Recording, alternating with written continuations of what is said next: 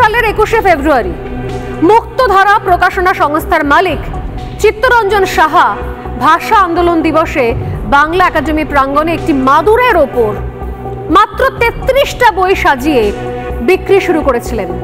মাত্র 33টা বই।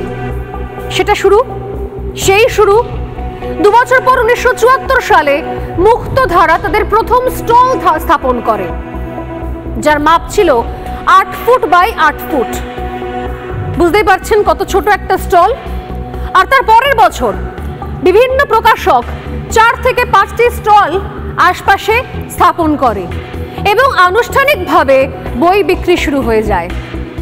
তারপর 1978 সালে বাংলা একাডেমি আনুষ্ঠানিকভাবে এই মেলার দায়িত্ব গ্রহণ করে।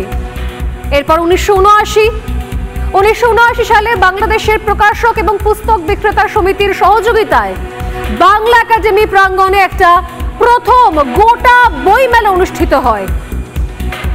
1984 সালে আনুষ্ঠানিকভাবে নির্দেশিকা অনুসারে প্রথম আনুষ্ঠানিক অমর 21শে গ্রন্থমেলা অনুষ্ঠিত হয়েছিল। এই ছিল বাংলাদেশের অমর 21শের বইমেলা শুরুর দিনগুলো, যেগুলো আজকে না বলে পারছি না, কারণ বইমেলা তো সেই তাণ্ডব, জিহাদি তাণ্ডব অক্ষত রইল।